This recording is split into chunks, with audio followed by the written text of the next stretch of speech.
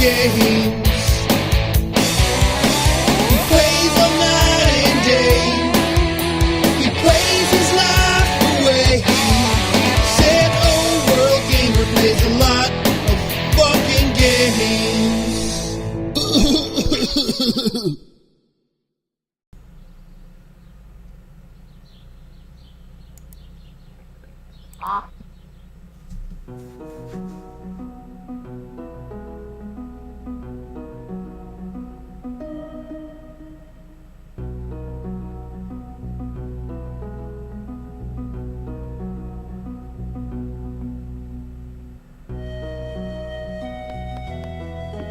Hey there everybody, it's Stefan the Old World Gamer, and welcome to Stardew Valley. This is, well, there's going to be a few of these episodes that are going to be post-commentary, such as this one and a few others, and later on you will get live commentary with the actual gameplay, so it's going to be kind of back and forth a little bit there. Well, actually, it's not back and forth, it's going to be post-commentary for about 30 episodes maybe, and then we're going to switch right over to the live, and these are all just pre-recorded and stuff, so... But yeah, I've decided to pursue doing this as a regular series on my channel because, honestly, I really do love Stardew Valley. I love the game. I think Concerned8 done a fantastic job on the game.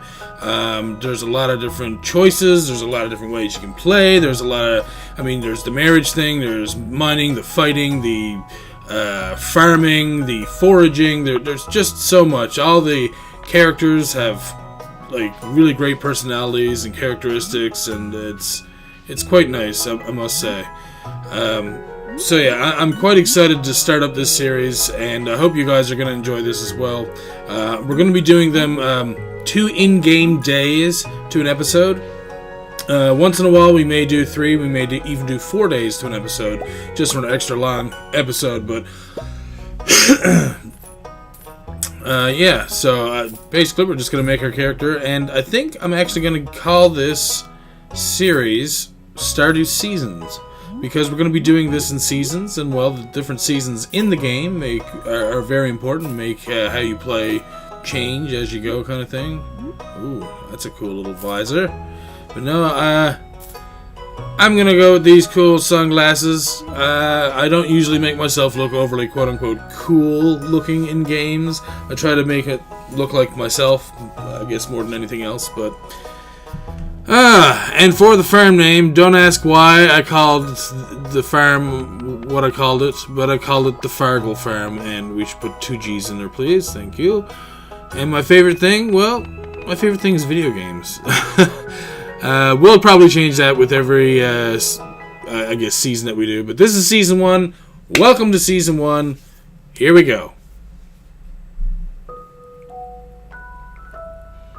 And for my special grandson.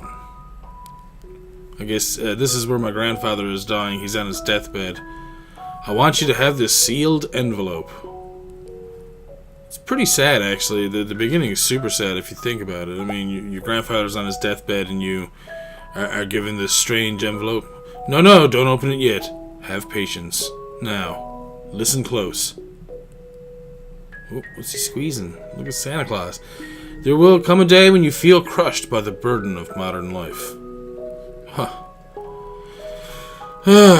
I'm not gonna lie, sometimes it feels like that now. And your bright spirit will fade before a growing emptiness.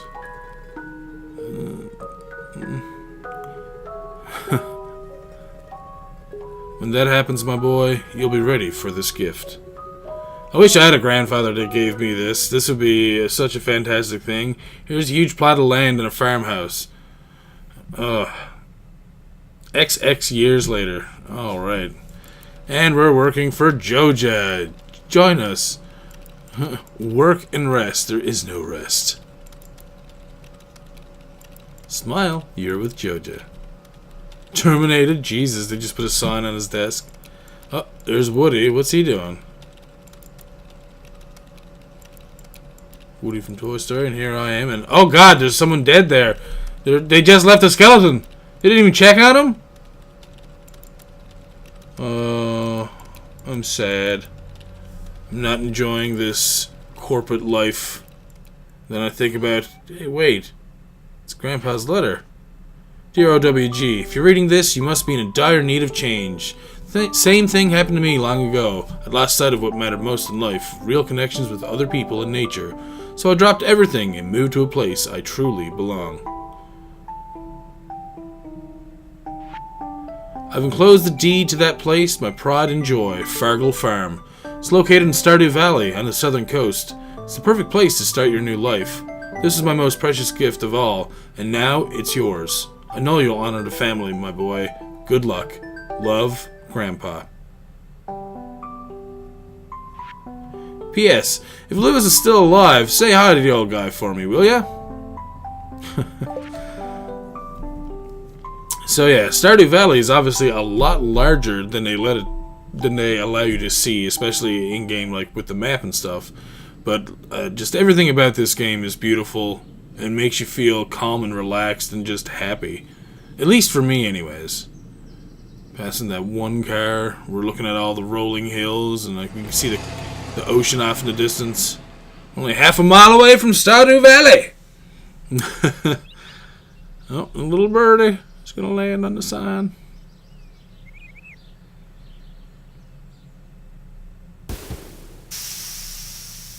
Oh, bus is stopping. And the bus never works again.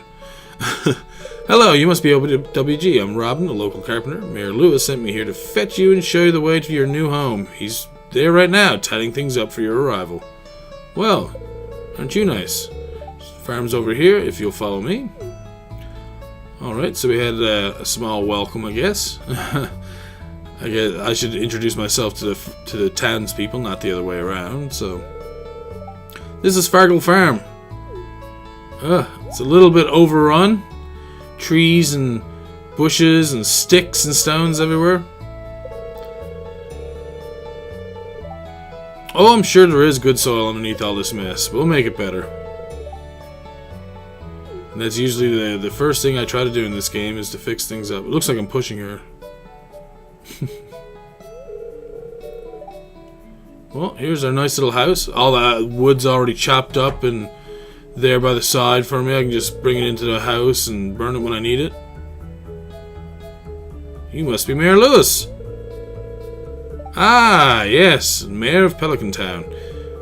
So we're not in Stardew Valley. Well, we are in Stardew Valley, but we're in a small town called Pelican Town in Stardew Valley. So,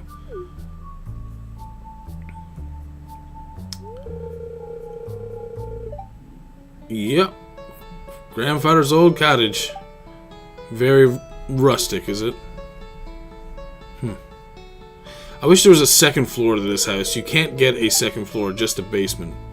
That's one way to put it. Krusty might be a little more apt, though. Rude! Okay. Mayor Lewis, it's alright, man. I understand. Don't listen to her, WG. She's just trying to make you dissatisfied so you buy one of her house upgrades.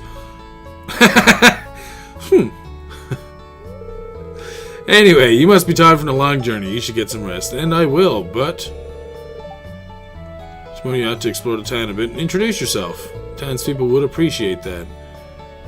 Well, the whole thing about this game is making money and getting things for yourself. It's placed in this box over here. I'll come by and grab it. Good luck.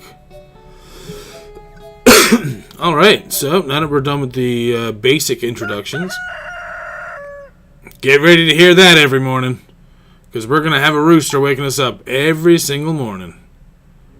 Alright, a quick little run through of how to move, and it says how to press shift to run, but it's always on auto run, so. Alright, so let's check our weather, news, and entertainment. Well, the weather forecast is what we're mostly interested in. It's going to be clear and sunny all day. Look at our tiny little house. Wow. Forget how small this is when you first start. Alright, and so the weather just lets you know when you can do stuff and when you can't do stuff, like when you have to tend to crops and stuff, because when it's raining you obviously don't have to tend to them. Oh, living off the land, and I'll get to the oracle in just a moment.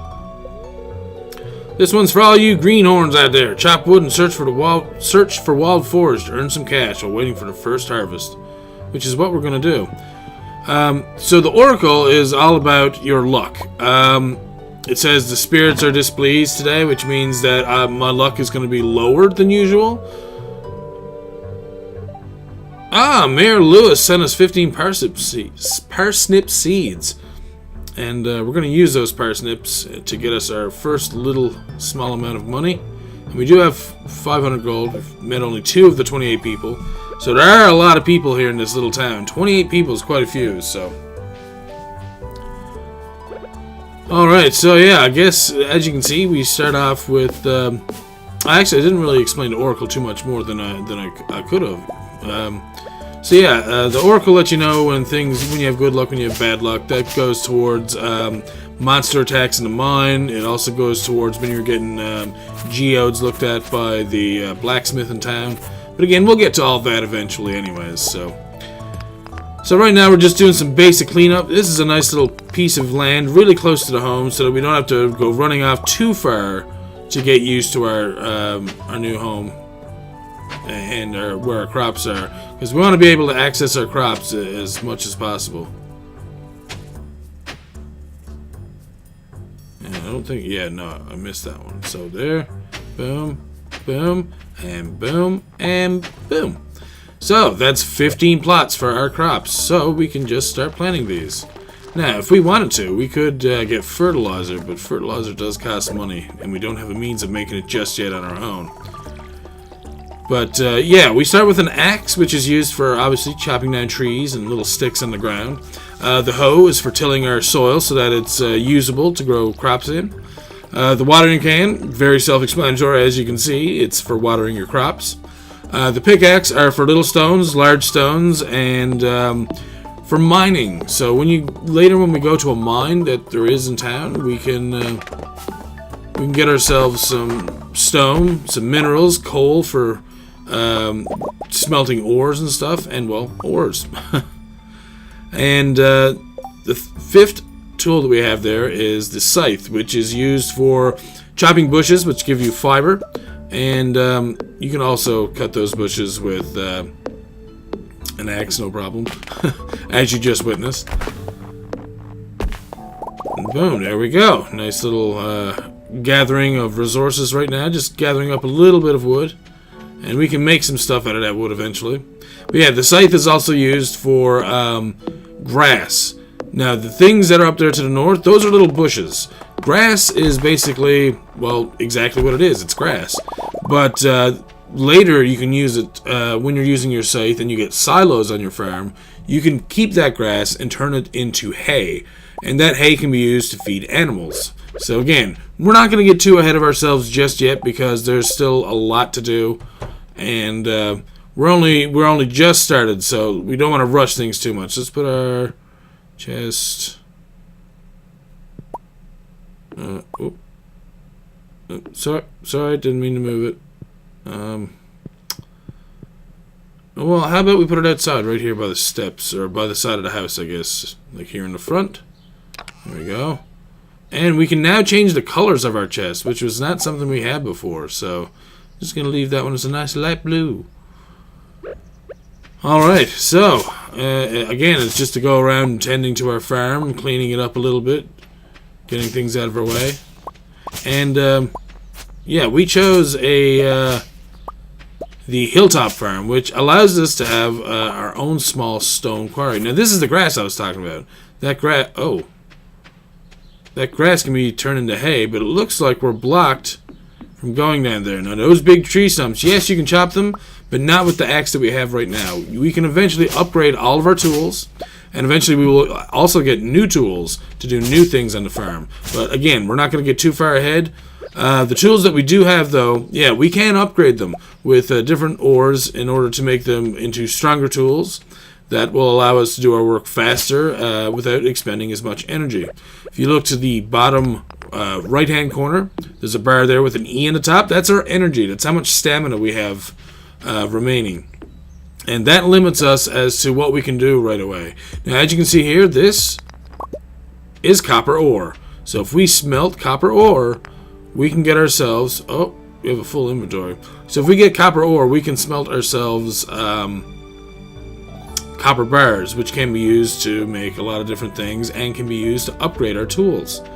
So that's the really nice thing about having a quarry when you first start out, is that you can actually get a lot of those small resources like copper right away, and be able to upgrade and make yourself new things at a faster rate. Now, why am I putting plants there? Just because I can. I wanted to get rid of those small seeds so I could pick up a geode. Found a geode. The local blacksmith can break it open for you. Who knows what might be hidden inside. And yeah, you can get a lot of minerals and different special things through these geodes. It all depends on what's inside them, but again, we'll wait until we actually go and visit the blacksmith before we explore those geodes any further. So, just gathering up a little bit of copper before I run out of energy for today. Oh! Starting to feel exhausted. Don't know if I can... Oh!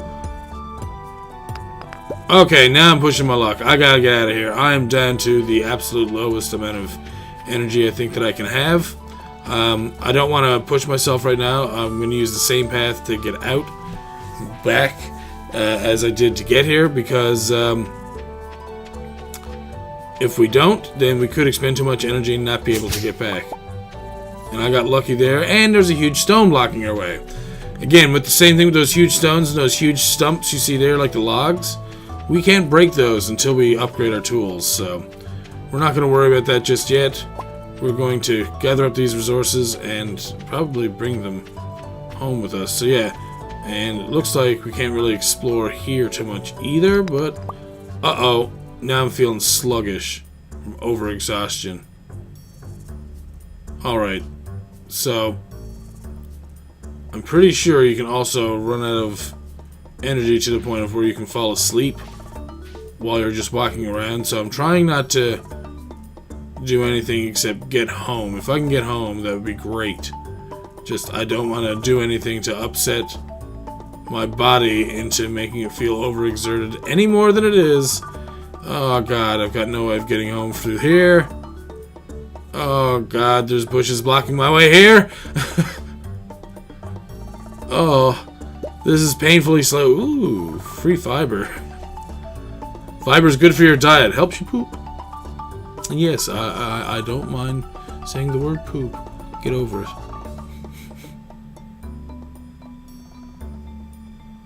Oh god. Now, will that affect us for the next day? I'm not 100% sure. We'll have to check on that as soon as we get home. Actually, we can get to our chest and put some things in. Walk a little faster. I don't know why there's a hole in the porch over there, but whatever. Can we get to our bed? I hate going to bed this early, but we have to. It's 20 minutes after 4 and we're already falling asleep. Alright. So, see the weather report. It's going to rain all day tomorrow, so that means we don't have to worry about watering our crops. Oh! Hi there, good morning. Hello, Clint. Notice that you've been breaking some rocks up and finding ore. That's good. How did you notice? Why are you spying on me? If you want to get the most out of the ores you find, you need a furnace. Just so happens I had an extra set of blueprints lying around. Here, I want you to have them. Ooh, so now we can make ourselves a furnace. Learned how to craft a furnace. Furnace allows you to smelt metal bars. The bars can be used for crafting, construction, and tool upgrades. He's like, no one's watching. When you smelled a few copper bars, consider having me upgrade one of your tools. It can make your work a lot easier. Well, okay, I'm heading home. Take it easy. The other funny thing is, I find it kind of... keep finding cool stuff, but my backpack's full. Does that sound like you? Well, Pierre's got you covered. Stop by Pierre's General Store today and check out our affordable size 24 backpack. Just got back from a fishing trip. You should come down to the beach sometime. I got something for you. Ooh, he's got another tool for us.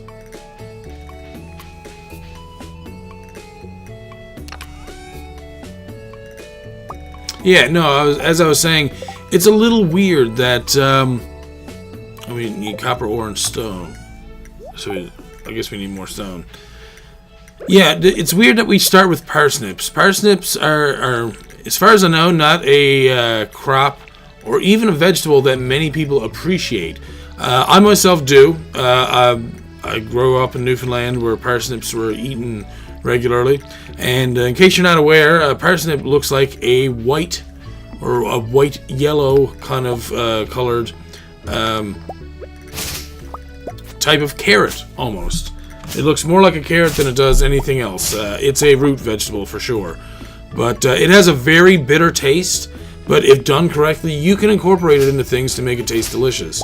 Now, I haven't explored too much into parsnips myself, but I'd like to try it a little bit more. I use them in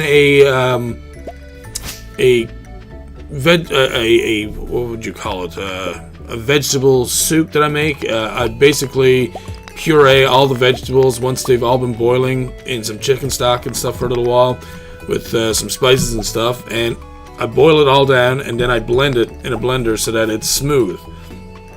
Add in a little bit of milk, then you serve it with a few croutons, maybe a bit of cheese or some bacon on top. Really good to go. But yeah, that's one of the only things I use parsnip in besides soup.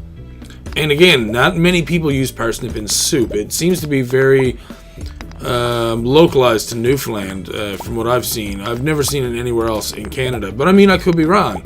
I'm always open to hearing about different things that people eat and have at their meals, or different vegetables that they like, how they prepare them, what they use them in, what they enjoy them in the most.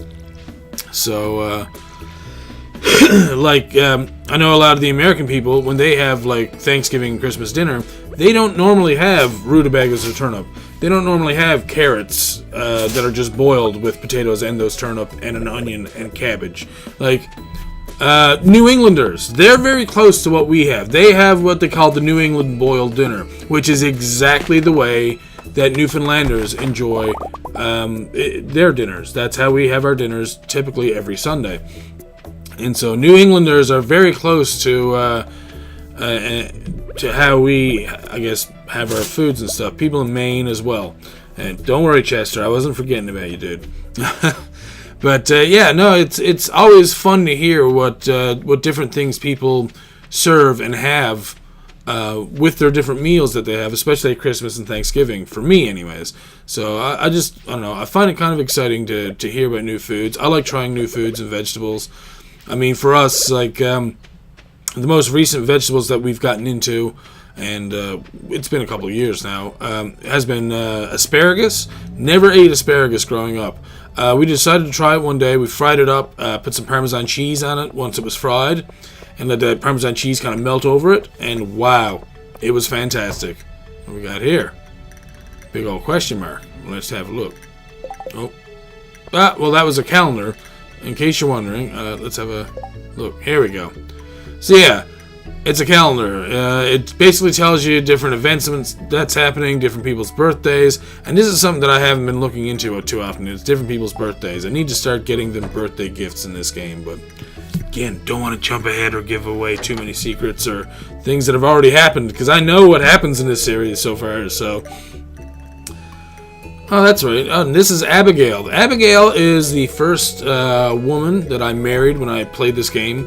I did a complete recording. I was going to do a voice-acted series with Stardew Valley, but all the voice actors that I asked for, which was around 40, I managed to get them all interested, but as soon as I was ready to start handing out scripts, less than half of the people showed up, so it was pretty disappointing, but that's all you can do. I can't control people, and that's not what I want to do anyways.